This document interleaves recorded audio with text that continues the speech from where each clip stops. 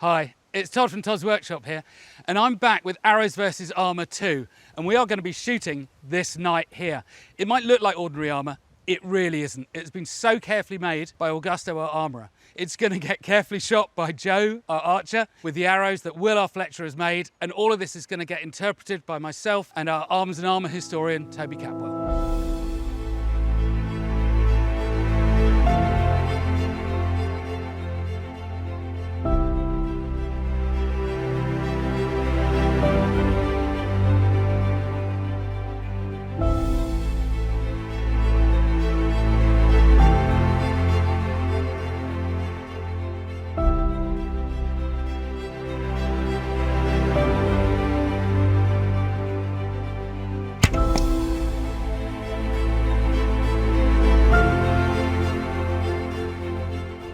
This has been 3 years in the planning, and I cannot tell you how excited I am for this day. We're all so excited to see it getting shot. But before we do that, we've got to find out a little bit more about the armour and the equipment we're going to be using, because it's really important so we all know what it is that we're going to see. Okay, let's talk about the armor. I'm here with Augusto, our new armorer, who's made all these fabulous plates for us. So tell us a bit more about what specifically we have here. Why have we decided to make these the way they are? What are our sources for this? Of course. The helmet is based on the Wallace Collection A69, which you might be familiar with. I know it well. That was a good one to choose because we both have had hands-on access to it, and that particular helmet in the Wallace Collection has a chance of being a specifically French example. And as per original, it goes from about 3 millimeters in the snout to about 1.5 to 2 millimeters in the side. So then the material does get thinner as the protective element needs to be less. Yeah, and then you've got this extraordinary nose, which is specifically intended to deflect weapons incoming directly from the front. The visor is balancing the need for really good protection for the face against frontal attack with the need to be able to breathe and see. So they've put ventilation holes or breaths on one side but not the other, because maybe they expect to be hit more on the left than the right. The sights are as narrow as they can be but still give some decent visibility, and boxed in and strengthened as much as they can. And you actually also have a secondary sight here. It looks a bit like a mouth, but actually it's for seeing down, so you can see what's in front of you on the floor. And all of this is struggling with the need to protect but also to be able to function. The part of the Wallace Collection helmet that doesn't survive is the original Aventail. And this was made by a friend of ours, wasn't it? Yes, this was made by Isak Krog, based in Sweden. Yep. And the Aventail is a replica of Kerberg 15 Aventail. Right. So these are thicker, bigger rings of like very heavy-duty wire. And Kerberg Castle in northern Italy is one of the most important surviving groups of 14th and early 15th century armor. So it's a really important reference point for everything we're building here, right? Including the breastplate. The breastplate is based on Kerberg 14. Which is one of the earliest surviving one-piece breastplates. It is, absolutely. So then it took the same weight, the same measurements, and replicated as much as they could. So the breastplate has started as a 4 millimeter piece of sheet metal, which has been forged from the inside mostly, so stretched and thinned, and has a very rough, heavy texture on the inside as per originals. The arms are 1 millimeter thick, mild steel as well, and have been, again, mostly worked cold from the inside as we see in the originals. I've been trying really to keep the same hammer marks as they have in the museum pieces. So the only slightly thicker pieces are on the shoulder cup and on the elbow or the counter. We do have 2 layers on the upper cannon, or the rear brace as somebody calls it, and the upper cannon as well is 1 millimeter thin.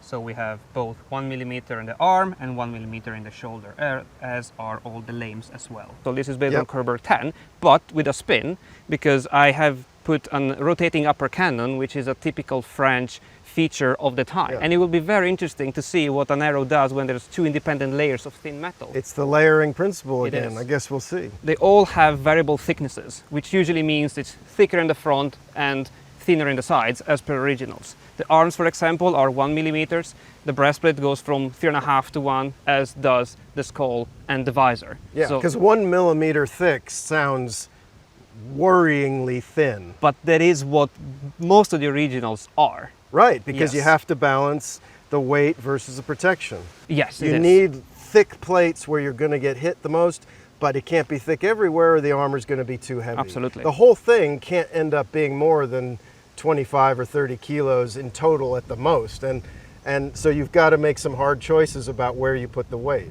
You do. So what's the plate armor made out of? This is all made of mild steel. Modern mild steel, is that the best material to be using? According to our own tests and to Alan Williams in his book The Night in the Blast Furnace, mild steel is a good representative for cross-laminated wrought iron, which a lot of the armor was made of back then. Yeah, in the early 15th century, that's a particularly common material for plate armor. It is. We do have steels, but a lot of the stuff was made of just like iron. And that's an important point.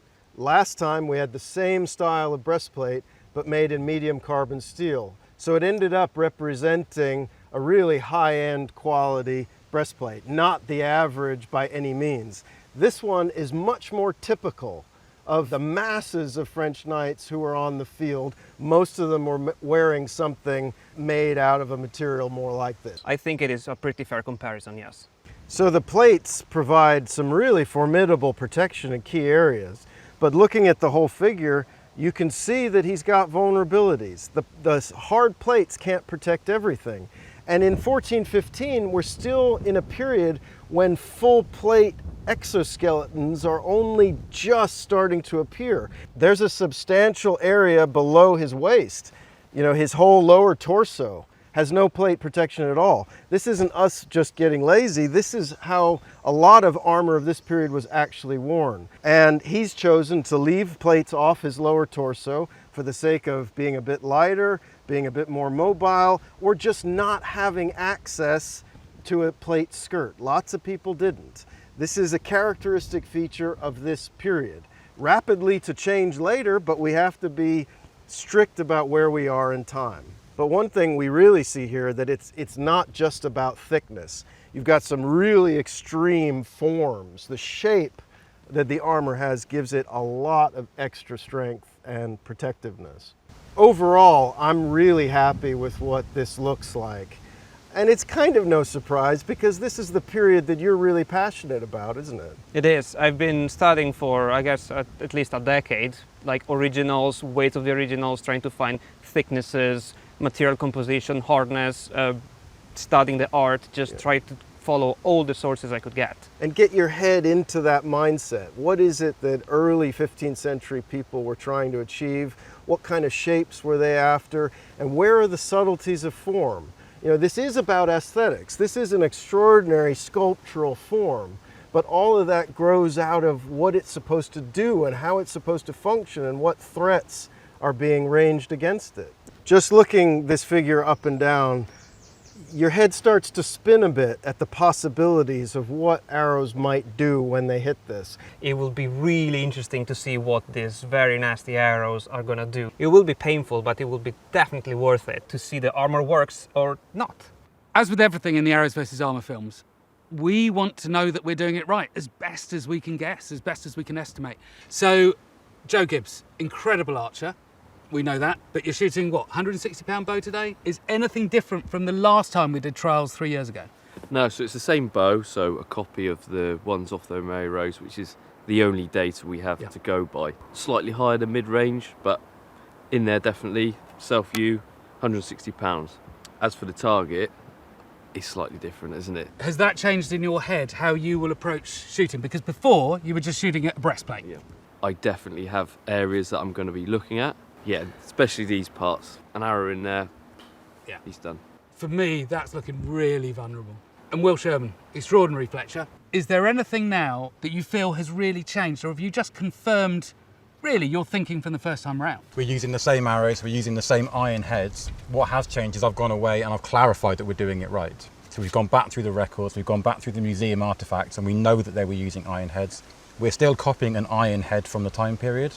We know that heads from Agincourt were found, one in particular was found that was definitely a bodkin, not a barbed head. So we're doing that end right. This end is the same again. We've got a different colour glue on there, but everything else is the same. And for me, again, we were shooting at a breastplate alone last time. This time we've got a whole bunch of gaps and more mail in there. to see what these heads do to other areas is going to be really interesting. This is Arrows versus Armour 2. So of course there's been a 1, and in 1 we shot a breastplate. A really singular test. Do arrows go through? Do they not go through? So many questions were left hanging before, because a night is much more than just a breastplate. It is not anymore just a singular test. It's broader now. It's looking at the interaction of things. Yeah, and to investigate something as complicated as the battlefield environment in 1415, you got to go from simple to complex. We started with one issue. Can an arrow penetrate the strongest frontal area of the armor? But that's not the whole story. There's a lot more going on. Now we can get a little more complex, because a medieval battlefield is a fantastically complex physical environment. There's so many variables flying around. You gotta break it down. We broke it down to one issue and one part of the armor last time, and now we're starting to build out, make it a bit more complex, create an environment where those weird physical things can start happening, which is where you find your answer, I think. You know, on the one hand, we're saying knights had great armor and great protection, and on the other side, we're saying, well, the longbow is a fantastic weapon. So what is actually happening here? Yeah. How can you be a fantastic weapon and have fantastic protection? You know, there's got to be something going on in the middle, and it's all about complexity. Yeah. But what it is, it's going to give us insights into the kind of mechanisms of injury that these guys were facing. And the one thing that we really do know is that knights died at Agincourt. But the exact method, the how that occurred, we don't know. And this will allow us some insights into how that may have happened. Well, and that's why what we're doing, I think, is important, because this is allowing us to get into issues of the real physical world, the real human environment. This is the stuff that historians in the 15th century didn't write down. What was it like? What did it feel like? What did it sound like? You cannot get close to this in the archives, my friends. You got to get out in the field, and that's what we're trying to do. It is. For me, the justification, if you like, of what we're doing here is really quite simple. That the Kickstarter fundraising for the film allows us to buy the very best equipment, the very best that we can for this. And we're going to shoot it with the best archer we can get and the best arrows we can get. And what happens is what happens. But whatever it is, it's something I didn't know yesterday. But by the end of today, I will know. And we're going to answer some of the questions that we got last time. Well, Todd, I've been waiting 3 years for this, so I'm pretty excited. Same here. I've been thinking about it every day. It just tickles away, and today is the day. So let's shoot. All right. Well, Toby, this is the moment. Okay. Let loose, Joe. Okay.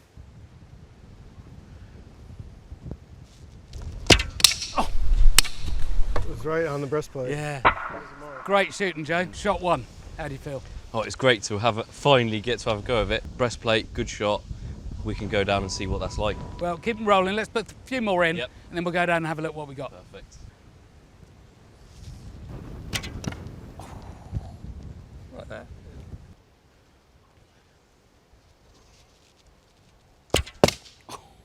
Oh, I like that. That was good. Yeah. So Stuck that, for a minute and then fell. I mean, well, we'll go and see what happened. But I mean, it looked to me like it went through the mail and into the padding. I felt that Aventail would be invulnerable. I'm not so sure now, actually.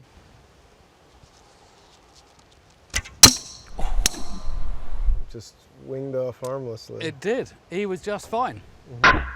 Annoyingly, he is just fine, Joe. Oh, Now that one. he's not fine. That one stuck in. You're right. But Well- he had 3 shots to the core mass. He survived perfectly happily. Yeah. No, he did. But he's now severely wounded. And well, severely wounded and out the fight. I mean, that's through his shoulder joint. So Should we go see? let's have a look. Okay. So that second one actually went between his arm and his body. Yeah. So Toby, I mean, fantastic strikes in the first round. So number 1 was here, wasn't it? Yep. Pretty unmarked, tiniest little dent. Number 2 under the armpit. Well, lucky for him. Number 3 just caught him up here. But again, that shows you the sloping, glancing surface of the armor really Yeah. doing its job. And barely a dent. Barely a dent. Number 4, end of battle. So Well, hang on, he got hit up here as well. Oh, and he there's still a head in there. yeah, He's still got the warhead stuck in his So that- tail. In fact, Yeah. so it went through, just one layer of the mail. It skipped past the padding. Scraped the breastplate underneath. Yeah. It's gone through all of that, which Yeah. is pretty. I guess it sort of skipped the lining, didn't it? It did skip the lining Yeah. and the other mail. But again, you can see here now, you can actually see the second layer of the mail standard. So even had it gone through the breastplate, It hit it would something else. still have the mail standard beneath that. And then number 4 has taken him out of Yeah. commission. Yeah, and that's battle over. So straight into the shoulder joint. You could probably survive that maybe, but you're not fighting anymore. Possibly ever, actually. Okay, so we've had 5 shots. We've had 3 where the core body hits, where the armor has effectively turned the arrow. We had 1 very narrow miss between the body and the arm, which is just a clean miss. And then the 5th shot does some real damage. That's quite an interesting spread of numbers to think Yeah. about. So that's already, just on this man himself on strikes, that's 1 in 4. Yeah. Takes the fellow out on that Yeah. first round. But that one, of course, is a miss. Yeah. It doesn't mean it missed the guy behind it. It hit somebody else, maybe. Yeah. But it shows you how this is good armor. It stopped 3 direct hits, but he's still hurt. Yeah. That's that complex dynamic. It is. So I think we need to go again. I reckon we just leave him as he is now, and we just go again, pull this one, see what happens. Okay. Round 2. Go again, All right. Joe. Okay.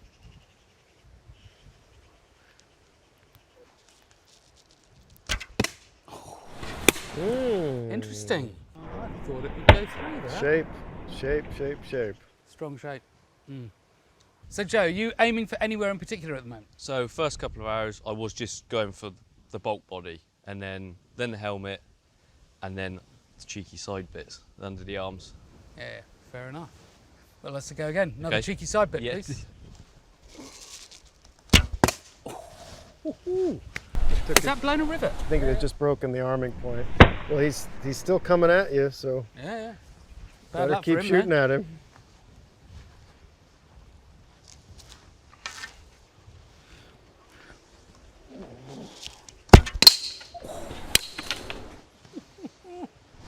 I think you took a bird out in the hedge as well with that head. That was a good one. Yeah. So square on Yeah. centre of the breastplate. Bam. Square in the middle of the breastplate, definitely not going through. No. Agreed. Yeah. Right in the bush. Oh, that was lovely. Beautiful. Right. Thank you. I mean, that was great, but I'm going to ask a favour here, Toby. I want to go, because we had some exploding arrows there, Yeah. lots of them. I want to take Will up and have a look at this. Do you mind? Of course. Brilliant. Will, come on down. We're going to have a look at this. Interesting. We had another strike on the breastplate. Yep, no chance of Total going through. explosion. Yep. And this is like a wasteland of broken arrows. Tell us the arrow. I mean, because wrought iron heads, which are not going through here, but we've No. been doing other tests ourselves. So, Yeah, we've got wrought iron through flat carbon steel. So what we're seeing here is the effect of shaping a piece of armour to deflect arrows. Yeah. And it's working perfectly. yeah. Well, you it's, can it's, see it's here. thicker as well, but Yeah. But the wrought iron, which is ironically the softest of all materials, Yep. which you immediately, Why did they do it? why Yeah. did they do it? Yeah. And yet they did.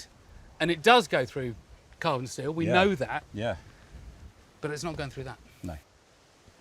And then we That got one the came ice in up. there, did it, up there? Yeah, so it struck here, bounced yeah, off, but it's done nothing. So my big question, this is why I wanted to pull you down, Yep. is your arrows are broken. Yep. Can you make them stronger? Why, No, we're kind of at the limit here. We're making these as big and powerful as we can to match the big bow. That's 1/2 an inch of ash Yeah. that's been just shattered.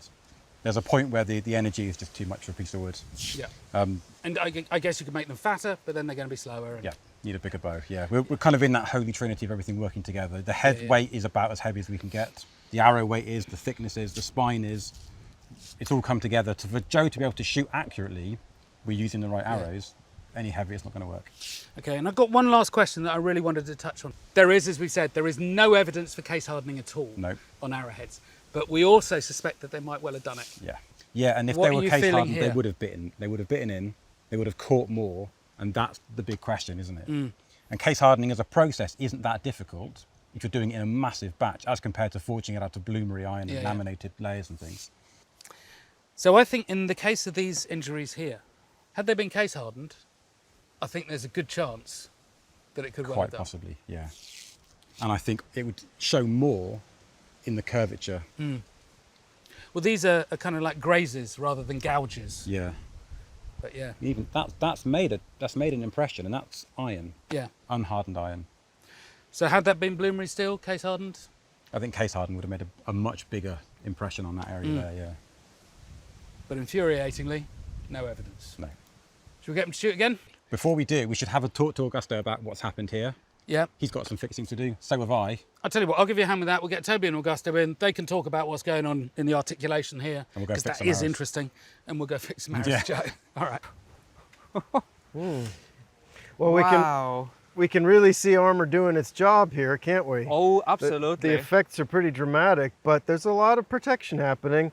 Both of these hits would be really painful, but they're not lethal. I was not expecting the spolders to actually resist. This is less than 1.5 mil because I started with 1.5 mil and this is all dished. Yeah. And this one there's no any overlap with the underlying lame. Yeah. And this is square on. It's the shape. Wow, It's the- I was not expecting this at all. We're really seeing in all of the shots so far how the shape of the plate armor really ramps up the protection that the metal gives you.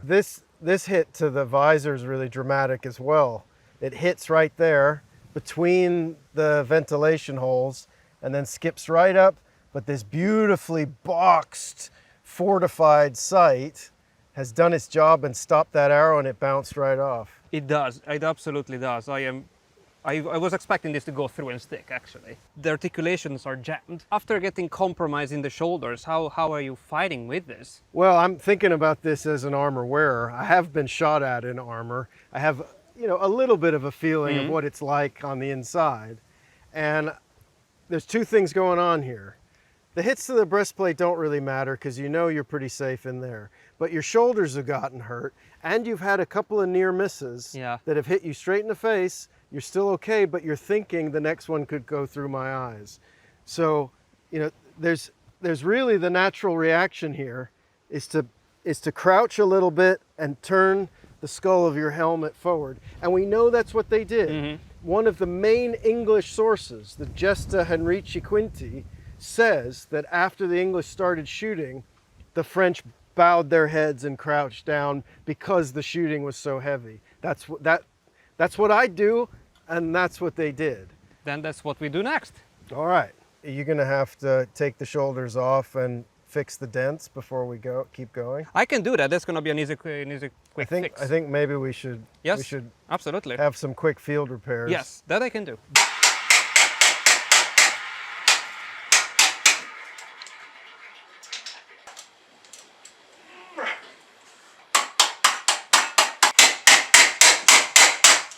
To everyone who supported this project, I'm really, really grateful. Funding this project has allowed us to do things that haven't been done before. This is not research you can do in a library, in an archive, in a museum. This costs money to reconstruct the physical circumstances that we're dealing with here. And there are reasons why this hasn't been done before. Foremost, good armor is expensive.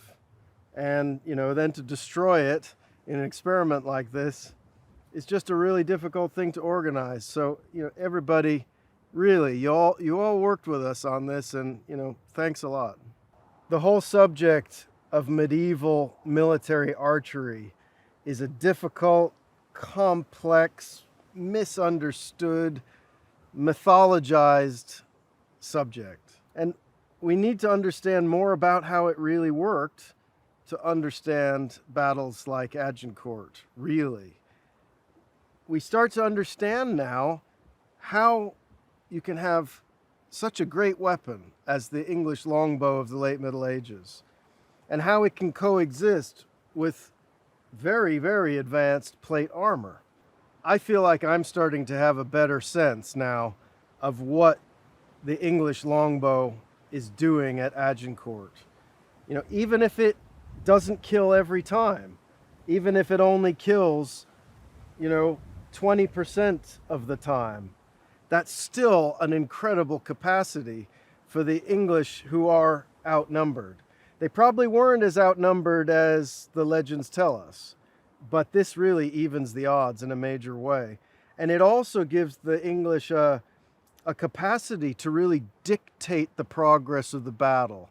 They are fighting on their terms. When they start to sting the French with the arrows, they're goading them to attack, but only when the English are ready. And they're hurting them, they're killing them all the way in that main advance of the French knights on foot. And then there's the psychological aspect as well. These two hits in the side of the head, neither of those caused damage, but they would be really unsettling and unpleasant to experience nonetheless. Every time you're doing that, you're reducing the fighting spirit of your enemy. You're endangering his ability to keep force cohesion. You get hit from the sides, a bunch of your guys want to go that way and kill those people when you're trying to get them to go this way. And it's all contributing to the confusion and the uncertainty. And all of that's building up in the advance. And they then have to fight hand to hand after already being tired in the advance and shot all the way through. So the effects of the war bow on a mass scale are really diverse. They don't just do one thing. They have a number of key benefits that are all adding up in the right circumstances. And Agincourt really seems like the battle where the bow was used to its greatest possible effect. So what we've seen today is this particular individual is suffering a catastrophic injury every 4 or so shots. 1 in 4 arrows is killing him, basically. And that's pretty high. Now, we also have to say that this particular individual, our test subject, has some key weaknesses that not every French knight had on his equipment. Some French already had bessigues, plates that are covering this crucial gap between the breastplate and the shoulder. Others had plate skirts protecting their lower torso, which he doesn't have. And a lot of them were wearing jupons, thickly padded coats over the top of their plate armor. So this is a mid-range, lower status individual, somewhere typical in the middle. But there's a lot of high status knights who had greater protection than this, and a lot of them were in the front line. So this is not the end of the story. But then we also have to introduce the mass effect. You don't need to hurt someone once in every 4 shots. If you only hurt someone in 1 in every 25 shots or 1 every 50 shots, it still made a huge difference to the battle. I really believe that Henry V sat down and ran the numbers and thought about what happens to the effectiveness of his shooting when it's taken to that kind of extreme. His predecessors as English kings didn't have as high a proportion of archers in their army. In the 14th century, it was half of the army as archers and half of them as men-at-arms. In the late 14th century, under Richard II, it went up to maybe 2/3 archers, 1/3 men-at-arms. But Henry V has got 4 or 5 archers for every single knight in armor in his army. That's an incredible emphasis. And that's a lot of arrows flying down range in every opening minute of the battle. So trying to kind of sum up my thoughts for the day, when we see killing blows occurring on our test subject as they have, it would be easy to think, well, it's obvious that the longbow won the day at Agincourt if it can do this. But I still don't think that's really true. The warbow is an incredible weapon. And at Agincourt, it did level the playing field. And it did matter. But the fact is, the French knights made it to the English lines, and they fought fiercely, hand to hand, for a couple of hours at least. So the warbow is still one element of a much larger and more complex story. But I think we understand the part that it plays in that story a bit better now from a practical point of view. There's a special place for work like this now. And for me, I can kind of identify with our test subject now, and I can see how the Armour is being compromised, and I can imagine what it must feel like to be suffering this kind of attack. It pushes it that little bit further. Our ability to empathize on a basic human level with people who've been dead for 600 years. I've always got plenty to say, but the first thing that really needs to be said is thank you to the backers who've allowed us to do this, who've made it possible. Because we're making this film here, and we're just in the middle of it now, and it is just fantastic. But we've also done a whole series of sort of satellite films around it, just finding out information, little nuggets of knowledge that allow us to interpret what we're seeing here. And it's possible because of you lot, so thank you so much, really. But then, I mean, kind of how did we get here in the first place? And Mike, my editor, the director of this film, in fact, and I would sit around campfires, reenactment events, whatever, talking about armour and arrows. And we've all got our opinions, and everybody's got opinions of what happens. But actually, not really very many people know. And we began to realise that we didn't know either. And so we thought, well, we're going to set out and do something about it. So we decided that we were going to make a breastplate, or have one made, and shoot at it. And that's what the Arrows versus Armour 1 was about, just to see what happened with the breastplate. And it's just grown from there. So, you know, we didn't plan for it to be 3 years until the next one. But, you know, COVID didn't help. And here we are. But it's given us 3 years to think, to talk, to research, to develop, to ring each other up and talk about ideas. And Arrows versus Armour 2 is born. Head to waist, delivered by the Kickstarter. Now, in many levels, this is yet another Agincourt film. But the thing is, it's A, an important battle, but B, it's really well documented. So that it's one that we can look at, and we have the accounts of the knights. We can hear them saying that they're lowering their heads because they're worried. You know, it's evocative and it's useful, but also it means that we can examine, as we've done today, the armour from the front, from the three-quarter, from the side, and it's all valid. It's all valid to that battle and the archers. So it's actually a fantastic test bed for what we're trying to do. And we've learnt a lot. You know, we have learnt that the armour is good armour. You wear it for a reason. But of course, you have to have gaps where you move. You have to. And these are the weak points. And so actually, as it's turned out today, yeah, there's been some damage onto the arms. You'd expect that they're quite thin. But principally, the real danger that this guy is facing is through the mail. But the thing is, you can sit here, you can theorise about it, you can talk about it, you can think about it.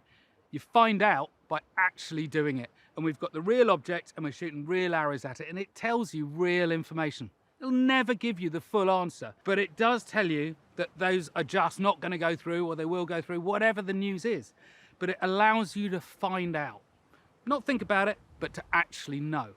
It is you guys and your generosity that has allowed this to happen, and we cannot, collectively as a team, we cannot thank you enough, because we are all passionate and thrilled to be here, and that's because of you. Thank you.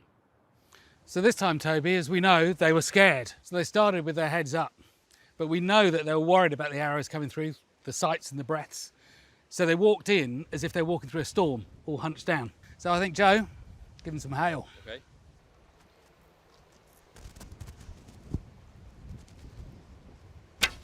Oh. Interesting that. All the significant damage has really been here and here. The arms are hurt, but those two are both taking them out. Mm-hmm.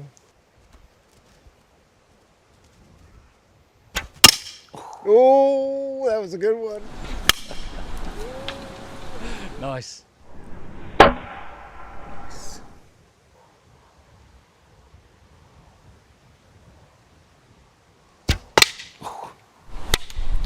That breastplate is doing its job. Right over his heart, that one. Yeah. So, Joe, I'd really love to see his sort of left forearm, if you can whack that. And if you don't, you've got the skirt behind, so I think that's a really good target. I'll give it a go.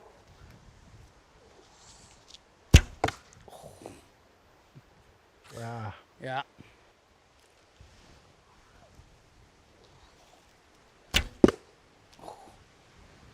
Again.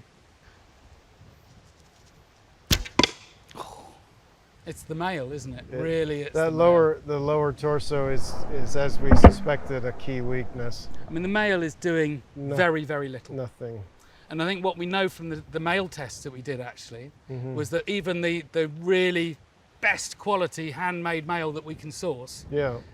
wouldn't stop that, not Yeah. remotely. I mean, if you were a male maker making a male shirt to stop arrows, you could make the whole thing a much denser weave and it would have a better chance, but it would be really heavy. Yeah. And we can still see that the really heavy male on the Aventail is still getting compromised. Yeah. So in what we've seen here on the 4 really proper killing blows or disabling blows that he's had there, it's the male every time. Yeah, what we're seeing here is some really strong motivating factors behind the evolution of plate armor in the next decade or so. But we're not quite there yet, and he's getting hurt. Both shoulders, 1 hip so far. It's not great. What can you say? It looks bad. It is bad. We had another one explode on the breastplate. Actually, that's our biggest dent to date. That's a nice one. Yeah. And there's a piece of the arrowhead stuck on him there. See that? So that there bit is. of fragment there? It's hit on the V, Yeah, and part of it's gone that way, and part of it's gone that way. yeah. And do you remember from the other film, Arrows vs. Armour 1, how important that V was at deflecting the arrows? It continues to be. Yeah. Because that, the way it works is it throws the debris away from the neck, which is, it's got a lot of padding on it, but underneath that is potentially quite vulnerable with an arrow sliding up, and that stops those arrows going up. I mean, it is really interesting how this mail is working. Now, we have to say here again that this is commercial mail. It is not the best of the handmade mail we could source. But we did our tests, our comparative tests, and we know from that the kind of mail at this kind of ring size, even in the best handmade we can source, is not stopping arrows. And let's just have a look how deep these have gone in. Because of course, this is archery foam, it's not flesh, it's not a proxy for that, but it's a lot denser and a lot stickier than flesh. These still have really gone in deep. And you think about where these are hitting right in the region of the groin, the hips, the top of the thigh. There's major blood vessels there. He gets hit, he's gonna just bleed out real fast. What we're seeing here is an armor where the strong points are really strong Yeah. and the weak points are really weak. It's a very extreme spread. It is. I mean, it really is that black and white, actually. Yeah. If I was walking out of the lines on that day at Agincourt and I was looking at my friends who had plate down here and I knew what English arrows could do, and I didn't have plate, I'd be really wondering what I was doing there. Well, clearly you should be, Yeah. because that's a major weakness. Yeah.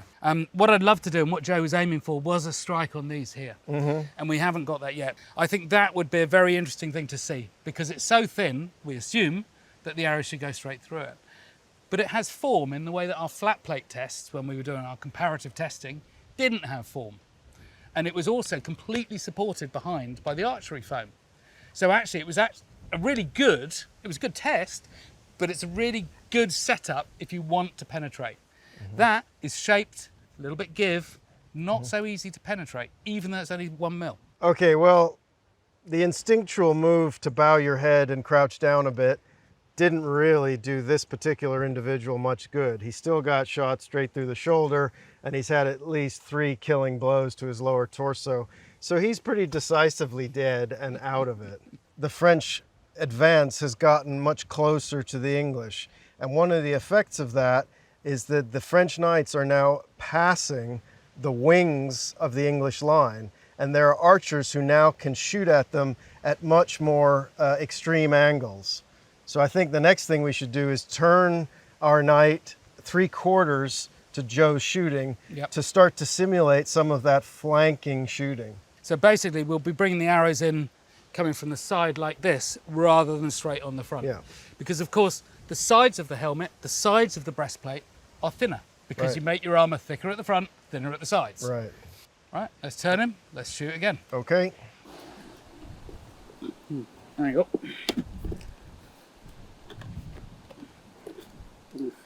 Yeah. In enough. So Joe, our intrepid Frenchman, he's coming alongside your lines. He's walking up towards you. Better shots, better angles coming in from the side. Okay. Take it away. Nice. Nice Aventail shot. Yeah. I mean, it shows why they wear them. Mm-hmm. Good.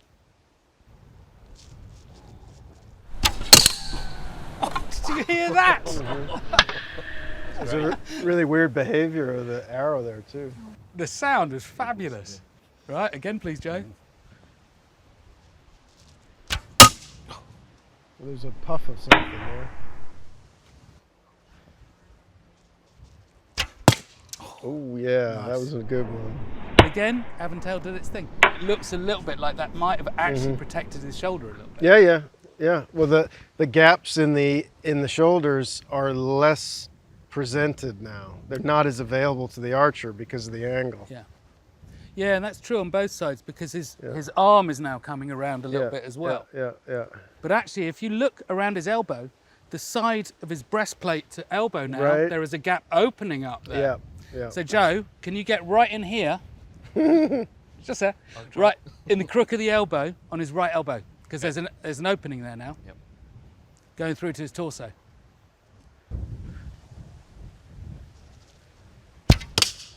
Nice.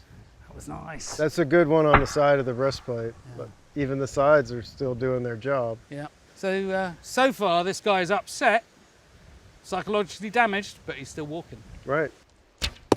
Oh! Nicely done. Well, that's worthy of going to have a look at, isn't it? You coming up, Joe? Yeah, I'll come up. That's Well. cool. Yeah. Just pushing straight through the articulation. So you Which have. is, but that's hitting right on the overlap of Yeah. the plates too. And that's what, 50 mil, 2 inches, bit more actually, going in. So you're into bone there, I think. Yeah, that's fair to shattered say. his upper arm. So you've gone through the steel, the mail, the padding, and you're that far in. I'm just pleased I got one stuck in him. But it's a good point. That is the first time Yeah. that the armour has properly failed. On this one, you've seen the armor doing its job. The plate stopped the arrows a couple of times. The heavy mail on the Aventail turned 2 arrows completely with no ill effects to the man inside. So you're seeing that dynamic. The armor is working hard and turning a lot of the shots, but not all of them. It turned that one. Lovely dent there. Yeah. That's amazing. It is. So the French are trying to attack this English center. Henry V is there in his gilded armor and the Royal Arms of England, which incorporate the French fleur-de-lis. And he's got big French lilies on his helmet, and he's saying, "I'm the rightful king of France, come and get me." So all the French are going for the center, which means they're just steaming past the archers on the flanks. And the archers there are watching these French knights just walk straight past them. And you're now going to have the ability to shoot them straight in the side. Do you want that? I definitely want that. Again, I'd be aiming for here and especially here where it's nice and flat. So hopefully I should be able to get an arrow to grip and really deliver a punch. So let's turn him.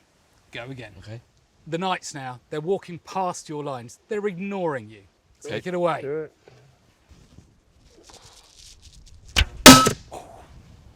Nice. Can you imagine though? You're just walking past. And Really? this is just coming at you. Unpleasant. Very unpleasant. Yeah. Liking that, Joe. More of that, Thank you. please.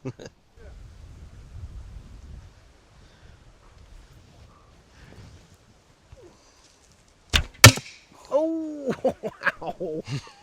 Lovely stuff. Yeah. Lovely. I'm going to run in and see if I can get a decibel reading.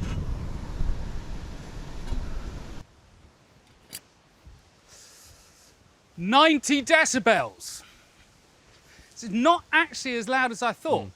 But the thing is, the decibel meter itself is inside under the armoured coif. The lining of the helmet's quite thick. Yeah. But still, I thought it would be louder actually. Nice shot though, Joe. Thanks.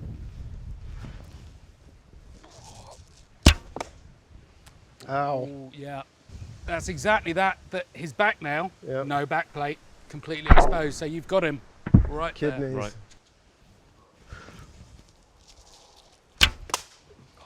That's what I wanted to see. So you've got 2 layers overlapping on the upper arm. There's 2 millimeters of steel there. Yeah, turned it.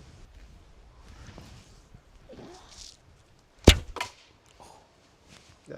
Glance off of something. I think the spear. Nice. Shot. Nice shot. Brilliant. Shall we go have a look? Okay. Let's go check it out. I mean, this is fantastic, Toby, because, you know, it's been quite a day and we've basically hit everything that we wanted to hit. The side of the visor, the side of the helmet. I really wanted to see what was going to happen when you hit this double layer, 2 1 mil thick layers, and it's pierced both of them, but not done a terrible injury, I wouldn't have thought, but this one certainly is bad. That, I mean, that is deep in, probably if it was flesh, right through, in honesty. But then, yeah, this one actually has pierced a hole, but the tiniest of holes, and that one's done nothing in that sense, just a dent. Again, it will leave it open to the question, had that been a case-hardened one or a steel one, would the result be different? I actually suspect not. Pretty amazing results, though. But it's fantastic. We've got to go review those because we've got, I think it's almost every shot on slow-mo. We're going to go and have a look at that, see what we can learn from that. So let's go set that up, and we're going to leave the boys to come and look at this and talk over it. Okay. Oh, okay, Wow. okay. Done some damage.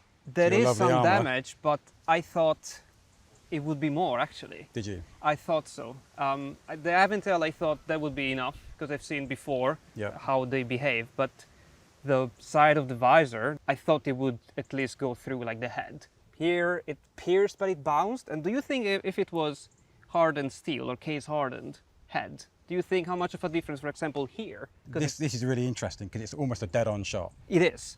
The case hardening, we're talking about things coming off at an angle. Yes. But that direct shot is actually quite interesting. What amazes me is the fact that the wrought iron heads have done any damage at all to it. Because in the previous test, we thought they were just kind of bouncing off and not really bothering. Yeah. That's a really painful shot. It is. That's done a lot of damage. Yes, it this has. arm's out of action already. Yes. And anywhere that isn't plate has gone in, hasn't it? Yes, In apart almost from the every instance. Aventail, but Yeah. that's what it's designed for. So, I mean, for example, in here, it did penetrate 2 separate layers of steel, which is already hard by itself. How And thick is that together? This is 1 millimeter and 1 millimeter, so it's Okay. like 2 millimeters total. Right. But it did jam the articulation, so you will be able to fight, but you'll start having problems. And what about here? How much has that done to impede his movement? His whole right arm is almost immobilized. He could still use it, but he will start jamming and popping up articulations. It's worth mentioning that all of that is wrought iron, because we saw previously that the iron heads were just bouncing off. So this is very interesting. And of course, we've seen one archer doing all of this damage. Yes. All of the mail, in general, apart from the Aventail, has been defeated. And the plate is starting to look like it's having some issues in a few areas. Absolutely. I mean, If there were 5,000 Joes Yes. on, a number of people, Over a distance of time as well, in Yeah. 20 minutes of walking and shooting, you will start finding the gaps. And that's what we know happened. it's quite a terrifying thought, really, isn't it? It is, absolutely. And just the unsettling sound as well from the side of the visor and the skull is just a hail of death, really. So, who wins the bet? Arrowsmith or Armourer? Well, half the time the armorer wins. And half the time the Arrowsmith wins. He's dead. He's alive. Do you go and look at the footage? Absolutely, let's go for it. Brilliant. Let's have a look at this footage then, guys. Let's see what we got. Square on hit with the breastplate. Yeah, lost the arrowhead as usual.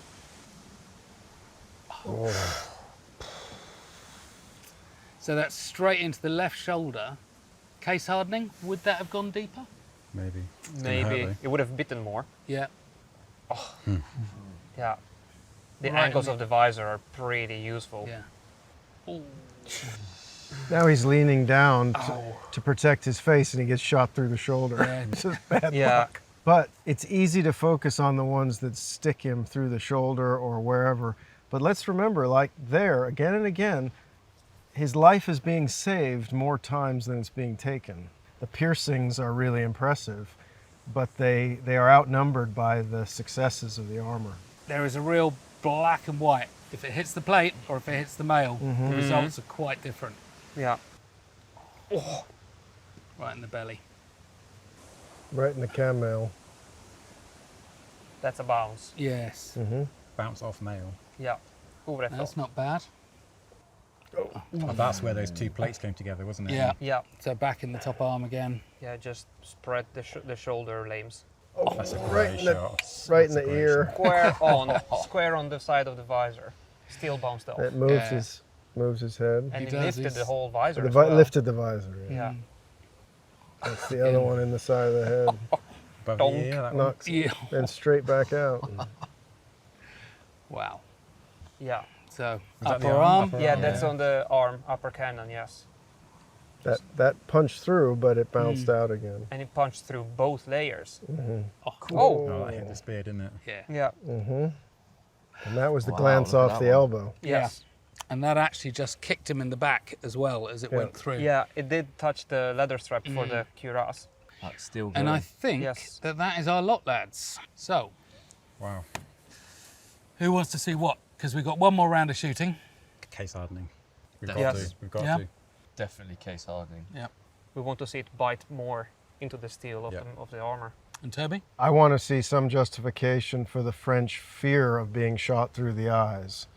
So far, that visor has done a great job of protecting the guy's face, but they were afraid of the visor being pierced, so I want to see more shots at the face to kind of understand that.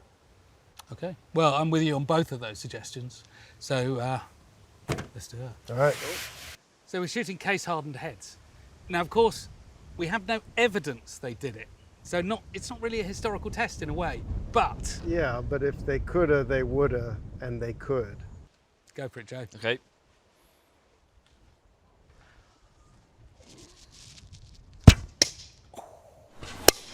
We're going to have that head left over, Yeah. but lovely shot. I forgot to say that there. Thank you. Lovely, brilliant.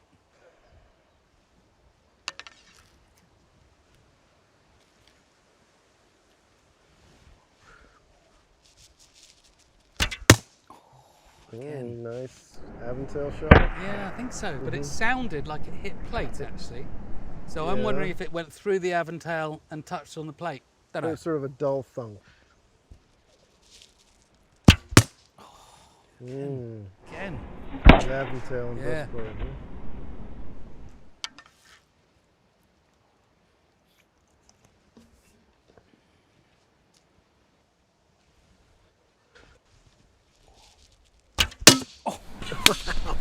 Oh. Nice. But it stopped it again. It did. We put him on a fairly loose stand. He's got wheels underneath. The head's on armature wire, so the arms. You know, there's movement allowed in it, which, like a body. It makes it weirdly lifelike too, Yeah. though. You know when he got smacked in the head with the Yeah. arrow on the slow-mo shot? You feel it. You do. Oh, Ah, right. That is interesting. that went through. It didn't hit. It didn't hurt him, but there's a hole. Yeah. This breastplate, they're going to be ones that aren't as good as that. You know, it was a nicely made plate, And there are ones that are better. and there are ones that are But better. that's the first time all day it's got a hole in it. Yeah. And it's been hit a lot. Last one. Last one. Oh, again. Aiming for the same hole there. Yeah. Joe, Maybe. so let's go and have a look, see what we got. That is just brilliant. Well done, guys. I think, Joe, you've got to come up for this one. Just looking at that tells you why we needed fundraising. £300. Let's just step over that and go and have a look at the target. Wow. So that's the one that really went through. And actually, look at the thickness of the metal there. I mean, it'd be interesting to measure it, but that's pretty substantial. If you go and have a peer at the hole, Yeah. another nice bite there. Yeah.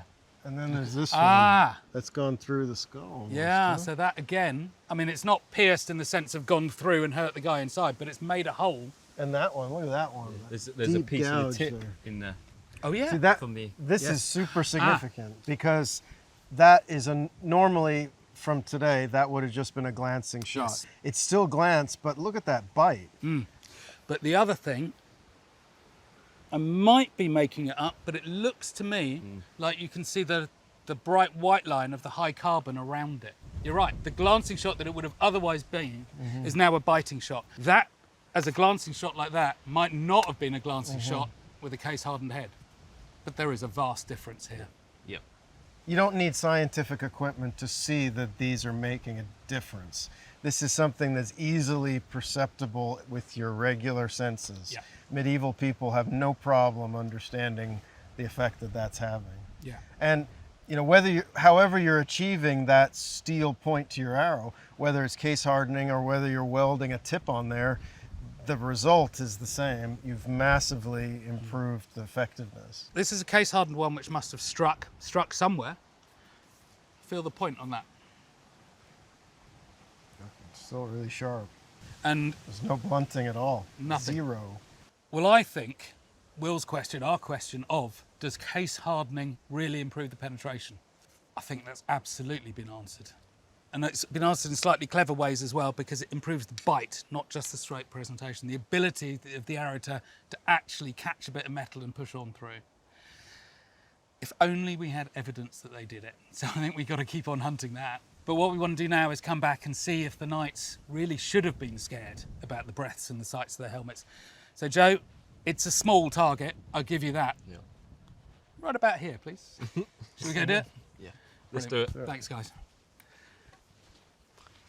So Joe, big bundle of arrows, one knight asking for it.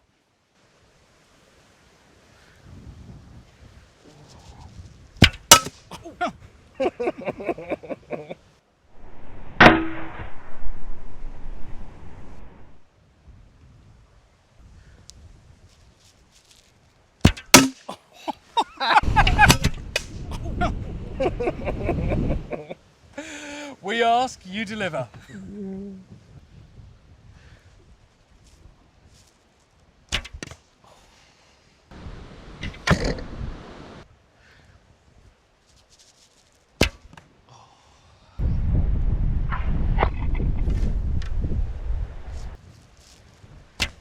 Oh, right in the mush. Yeah, right on the snout there. Lovely.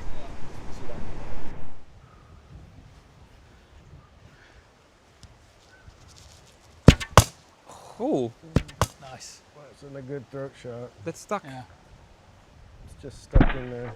it is. But again, it's padding at that point, isn't it? There's no plate behind. Yeah. So that might well have been enough to give him quite a smack on your windpipe, and that is delicate. Perhaps, yeah. That hurts. Yeah. And it doesn't take much to hurt. That's here, isn't it? Yeah. It depends how much give it has the liner and how stiff it's closed, yes. We can't know. No, but we can't. It doesn't look great if you're No, on I the wouldn't inside want of it. it.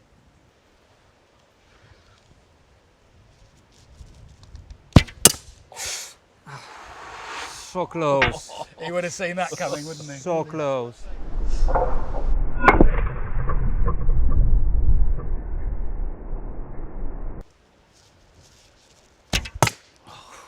Nice. I haven't told. Lovely. And that is through again. That looks like it's through. The guy inside is fine, but the Aventel has been pierced. Yeah. But the thing is, the guy inside is fine on this shot, but he now Yeah. knows Yes, that that it goes there is a through. danger. Absolutely. Oh, yeah. Because we've assumed that that's pretty safe up to now. Yeah.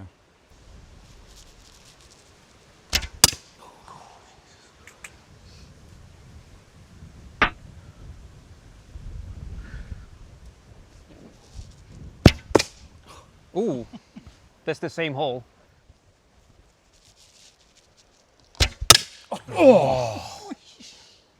Very nice. Very nice. Joe, really. That was right between the eyes.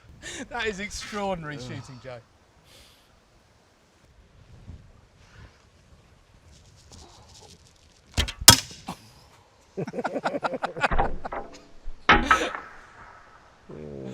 Oh my goodness.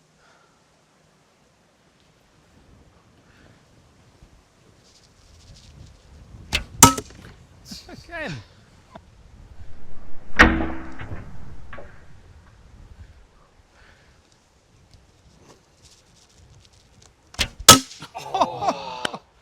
That's a good one to finish on. And that is the end of the shooting. Goodness. Thank you. Incredible. That was incredible. Thank you. That was incredible. Well, let's go have a look at it. Goodness. Oh, fabulous. Carnage. That's the first thing I want to talk about. Look at that hole Yeah. there. Yeah. With an unhardened head, That's done some damage, isn't it? Yeah. This is the thinnest part of the visor, probably is like 1.2, 1.3, absolutely. Not only is it a big hole into the helmet, it has steel behind it. Yep. Had that been 15 millimeters over, That's in the face, isn't it? There's That is void in- there. That Yeah. is in the face. yeah, right into the eye socket. It is. But that one got stopped. I mean, he hasn't actually been killed by any No. of this, scary and dramatic though it is. For me, that hole alone says that they had reason to be worried, Yep. at least from the side. But then we look at everything else that has occurred, and Joe's shooting, we all have to admit, was extraordinary. And I don't know how many landed on the face here, but a significant number, and not one, other than that, has indicated anything about wanting to go through, not remotely. No. These are more interesting, aren't they? Yeah. Because Yeah. if he was turned a little bit more towards Joe, these are going through into dangerous areas, aren't they? That goes right in. Yeah. And that's, we don't know, but it's around his throat here, and that is a really delicate area to get punched under there. That's gone all the way through the Aventail Yeah. and out the other side. In So fact, I can see the head from the other one as well. There it is. Right.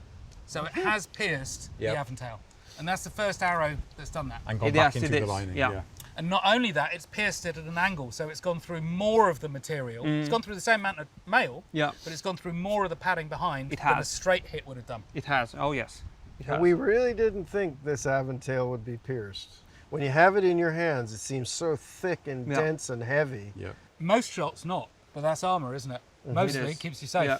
Not always. Right. If it is only one faulty rivet, one faulty ring, then you are dead. So guys, we've got to come to some sort of a conclusion about, well, what has been a fantastic day.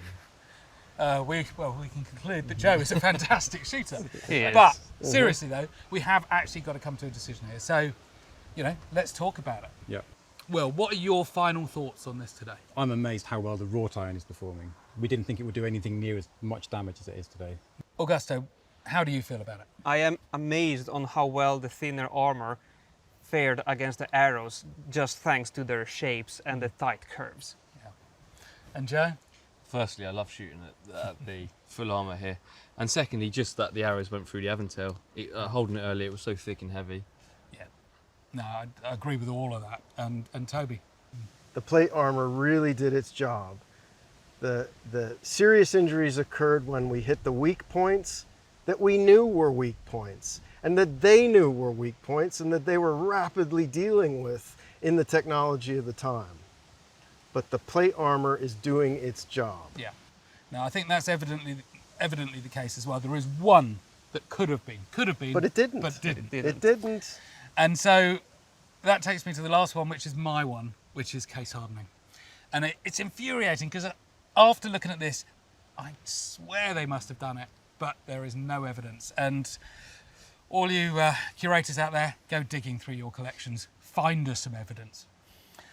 But really, that's it. So, I mean, it's just been a fantastic day. So thank you all for the efforts. And it has been a massive and a monumental effort to put this together. And also I'd like to say thank you to all of the crew who've worked over the last few days to make this thing happen. And indeed the craftspeople who've worked on this who aren't here today, because not everybody is. Thank you all. And the backers out there who allowed us to do this. And thank you to our French knight for putting up with us. Never complained, did he? Now this is in fact the first of several films that are coming. This is the big one, but there's lots of supplemental ones where we dive into little particular areas. Go check them out too.